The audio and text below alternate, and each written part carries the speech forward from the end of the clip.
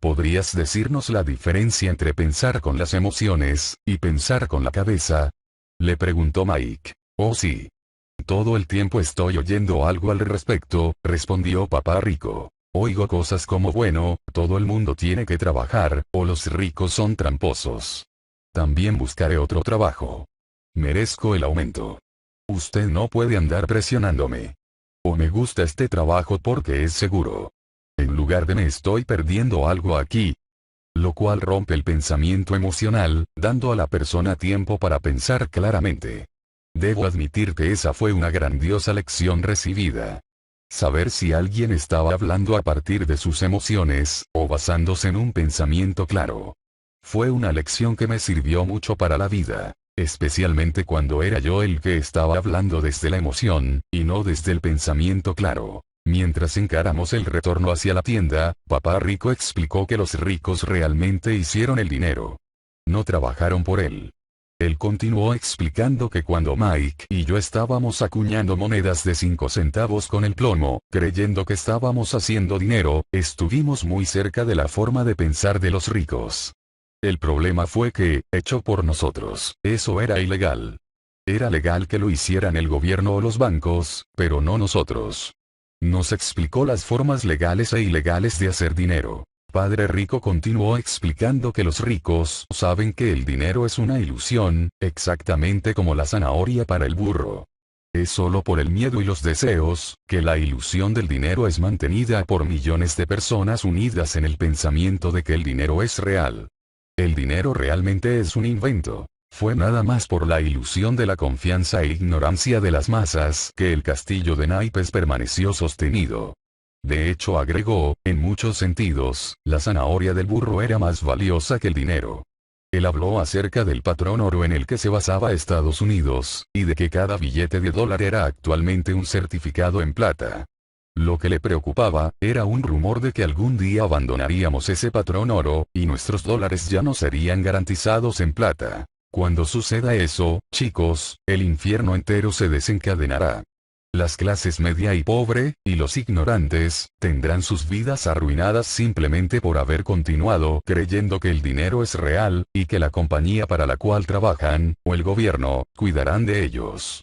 Realmente, no entendimos lo que él estaba diciendo ese día, pero a lo largo de los años, todo cobró más y más sentido, viendo lo que otros pasan por alto. Al subirse a su pick-up, que estaba estacionada afuera de su pequeño mercado, dijo: sigan trabajando, chicos, pero cuanto antes se olviden de la necesidad de un cheque de pago mensual, más fácil será su vida de adultos. Continúen utilizando sus cerebros, trabajen gratis, y pronto sus mentes les mostrarán formas de ganar muchísimo más dinero del que yo podría pagarles jamás. Ustedes verán cosas que el resto de la gente nunca ve. Oportunidades justo frente a sus narices. Muchas personas no ven esas oportunidades porque están buscando el dinero y la seguridad, de manera que eso es todo lo que obtienen. En el momento en que vean una oportunidad, las seguirán viendo por el resto de sus vidas. Cuando llegue ese momento les enseñaré algo más. Aprendan esto, y evitarán una de las trampas más grandes de la vida. Ustedes nunca, jamás, tocarán ese Tar Baby. Mike y yo tomamos nuestras cosas de la tienda, y nos despedimos de la señora Martín agitando las manos. Volvimos al parque, al mismo banco de picnic, y pasamos allí varias horas más, pensando y hablando. Pasamos la semana siguiente en el colegio, pensando y hablando.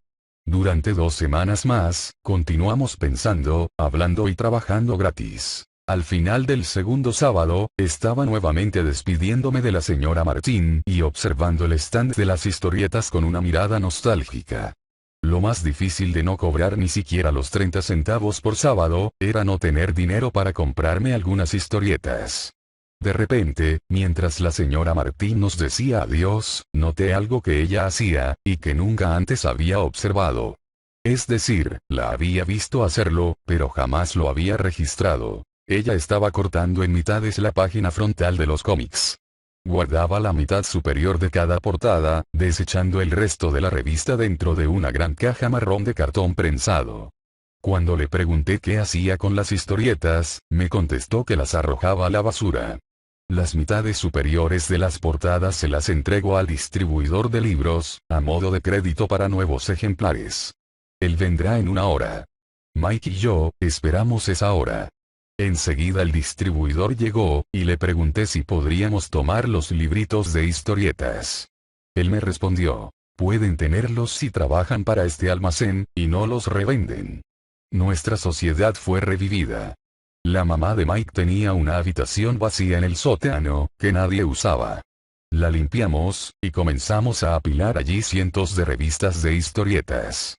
Pronto, nuestra biblioteca de cómics fue abierta al público. Contratamos a la hermana menor de Mike, a quien le encantaba estudiar, para ser la cabeza de la biblioteca.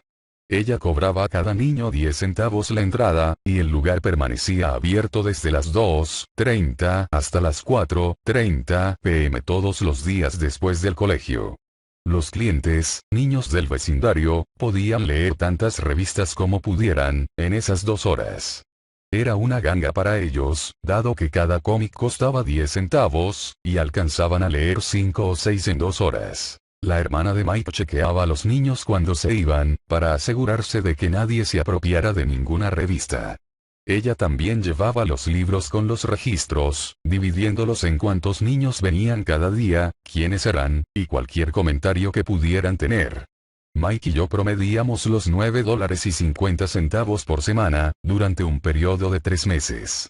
Le pagamos a su hermanita $1 por semana, y la dejábamos leer gratis las historietas, lo cual rara vez hacía dado que estaba siempre estudiando. Mike y yo mantuvimos el acuerdo de trabajar en la tienda cada sábado, recolectando todos los cómics de todos los almacenes. Respetamos nuestro acuerdo de no vender ninguna revista. Las quemábamos cuando se ponían muy andrajosas. Intentamos abrir una sucursal, pero nunca pudimos encontrar a alguien tan dedicado como la hermana de Mike, en quien pudiéramos confiar. A una edad temprana, descubrimos lo difícil que era encontrar buen personal. 3 meses después de que la biblioteca fuera abierta por primera vez, se suscitó una pelea en el lugar.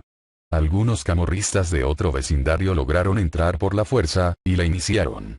El padre de Mike sugirió que cerráramos el negocio. Así que nuestra tienda de historietas cerró, y nosotros dejamos de trabajar los sábados en el mini mercado. De todos modos, el papá de Mike estaba feliz porque habíamos aprendido bien nuestra primera lección. Habíamos aprendido a tener dinero trabajando para nosotros. Aún no recibir ningún pago por nuestro trabajo en la tienda, nos vimos forzados a usar nuestra imaginación para identificar una oportunidad de ganar dinero. Al iniciar nuestro propio negocio, la biblioteca de historietas, teníamos el control de nuestras propias finanzas, sin depender de un empleador. Lo mejor fue que nuestro negocio generaba dinero para nosotros, aun cuando no estábamos allí físicamente. Nuestro dinero trabajaba para nosotros. En lugar de pagarnos dinero, Padre Rico nos había dado mucho más. Capítulo 3. Lección 2. ¿Por qué enseñar especialización financiera? ¿Por qué habría que enseñar a un niño especialización financiera? En 1990, Mike, mi mejor amigo, tomó el manejo del imperio de su padre y, de hecho, está haciendo un mejor trabajo que el realizado por él. Solemos encontrarnos 1 o 2 veces al año en el campo de golf. Él y su esposa son más ricos de lo que usted pueda imaginar.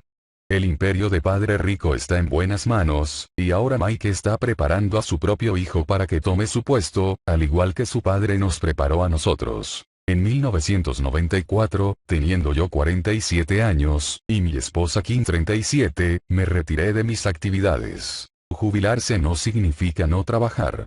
Para mi esposa y para mí, significa que, exceptuando cambios cataclísmicos inesperados, podemos trabajar o no, y nuestra riqueza igual crece automáticamente, manteniendo su rumbo más allá de la inflación. Entiendo que esto significa libertad. Nuestros fondos son lo suficientemente grandes como para crecer por sí mismos. Es como plantar un árbol. Usted lo abona durante años, y entonces, un día, el árbol ya no necesita de usted. Sus raíces se han profundizado lo suficiente. Y ahora él le provee de sombra, para regocijo suyo. Mike eligió dirigir el imperio, y yo decidí jubilarme. Donde quiera que hablo ante distintos grupos de personas, a menudo me preguntan qué les recomendaría, o qué podrían hacer. ¿Cómo podrían ellos comenzar? ¿Existe algún libro bueno que les pueda recomendar? ¿Qué deberían hacer para preparar a sus hijos? ¿Cuál es el secreto del éxito? ¿Cómo hago yo para ganar millones? Y a mí siempre se me hace presente un artículo que una vez alguien me dio. El mismo, sigue a continuación. El hombre de negocios más rico. En 1923, un grupo compuesto por nuestros más grandes líderes, y muchos de nuestros hombres de negocios más ricos, mantuvieron un encuentro en el Hotel Edgewater Beach de Chicago. Entre ellos se encontraban Charles Schwab, cabeza de la mayor compañía independiente de aceros; Samuel Insull, presidente de la más grande empresa de servicios públicos; Howard Dobson, cabeza de la empresa gasífera más importante; y Bart Kreuger, presidente de International Match Co., una de las compañías más grandes de esa época; Leon Frazier, presidente del Bank of International Settlements; Richard Whitney, presidente de la Bolsa de Nueva York; Arthur Kochman y Jesse Livermore, dos de los más grandes especuladores de bolsa; y Albert Fall, miembro del gabinete del presidente Harding. 25 años después, 9 de ellos, los nombrados anteriormente, acabaron como se relata a continuación. Schwab murió sin un centavo, luego de haber vivido 5 años de dinero prestado. Insull murió quebrado, fuera de su tierra natal. Kreuger y Cotton también murieron en bancarrota. Dobson se volvió loco. Whitney y Albert Fall acababan de salir de prisión. Y Frazier y Livermore se suicidaron. Tengo dudas de que alguien pueda realmente decir qué les ocurrió a estos hombres. Si usted presta atención a la fecha, 1923, notará que fue poco antes del colapso de los mercados y la Gran Depresión de 1929, lo que sospecho habrá tenido gran impacto en estos hombres y sus vidas. El punto es este. Actualmente vivimos en tiempos de mayores y más rápidos cambios que los que experimentaron ellos. Sospecho que, en los próximos 25 años, van a ocurrir muchas subidas y caídas que equipararán las altas y bajas que enfrentaron estos hombres. Me preocupa el hecho de que mucha gente esté demasiado enfocada en el dinero y no en su mayor riqueza, que es la educación. Si las personas están preparadas para ser flexibles, mantener una mente abierta y aprender, ellas se le harán más y más ricas a través de los cambios. Si creen que el dinero va a resolver los problemas, me temo que estas personas atravesarán un escabroso recorrido. La inteligencia resuelve los problemas y produce dinero. El dinero sin inteligencia financiera, es dinero que desaparece pronto. La mayoría de la gente no se da cuenta de que en la vida, lo que cuenta no es cuánto dinero ganan, sino cuánto conservan. Todos hemos oído historias de ganadores de la lotería que eran pobres, de repente se hacen ricos, y luego pobres otra vez. Ganan millones, y de golpe vuelven a estar en su mismo punto de partida. O historias de atletas profesionales, quienes, a la edad de 24 años, están ganando millones de dólares al año, y luego se hallan durmiendo bajo un puente a la edad de 34. Esta mañana en el periódico, al mismo tiempo que yo escribo esto, se publica la historia de un joven basquetbolista profesional que un año atrás poseía millones. Hoy, reclama que sus amigos, su abogado, y su contador, tomaron su dinero, y ahora él se encuentra trabajando en un lavado de autos por un salario mínimo. Tiene tan solo 29 años. Fue despedido del lavado porque se negó a quitarse su anillo de campeón para lustrar los automóviles, y fue así que su historia apareció en el periódico. Él trata de apelar el cese de su empleo, alegando injusticia y discriminación, manifestando que el anillo es todo lo que le ha quedado. Alega que si se lo quitan, él se desmoronará. En 1997, supe de muchas personas que se estaban convirtiendo en millonarios instantáneos. Era otra vez como la época de los buenos negocios en los años 20.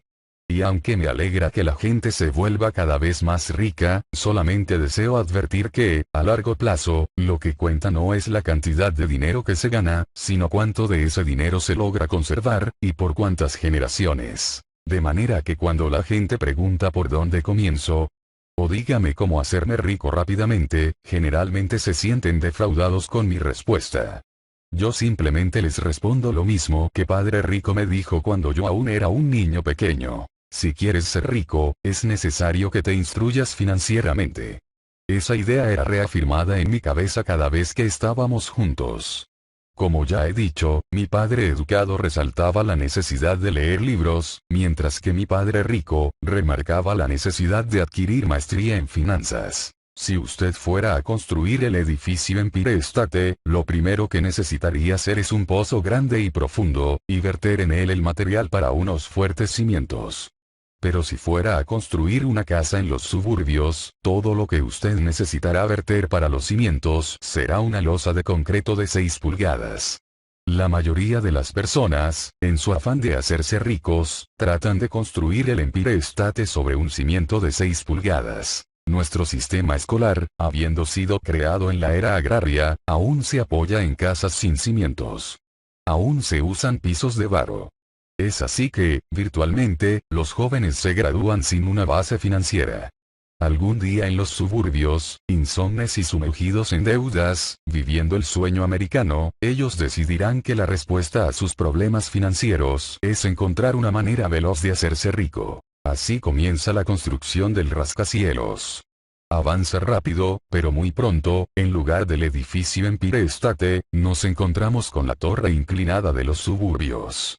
Entonces, retornan las noches de insomnio. Tanto para Mike como para mí, en los años de nuestra madurez, nuestras opciones fueron posibles porque fuimos enseñados a cimentar una base financiera fuerte, cuando aún éramos tan solo unos niños. Ahora bien, llevar las cuentas posiblemente sea el asunto más aburrido del mundo. También, puede resultar el más confuso. Pero si usted desea ser rico por largo plazo, debería convertirse en el asunto más importante. La pregunta es, ¿cómo puede usted tomar un tema aburrido y confuso y enseñárselo a los niños? La respuesta es, hacerlo simple.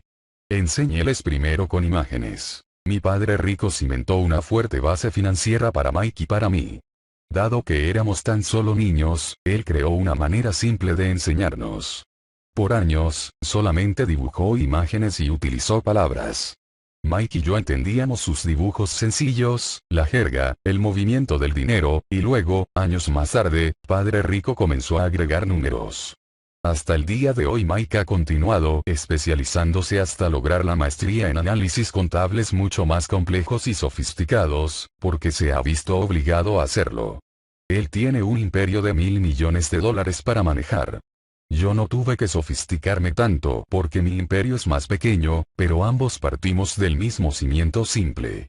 En las próximas páginas, les ofrezco los mismos sencillos dibujos de líneas que el papá de Mike creó para nosotros.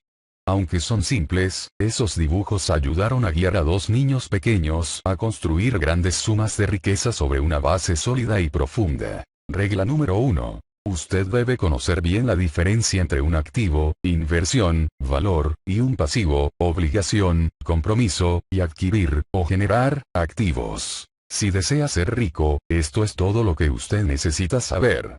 Es la regla número 1. Es la única regla.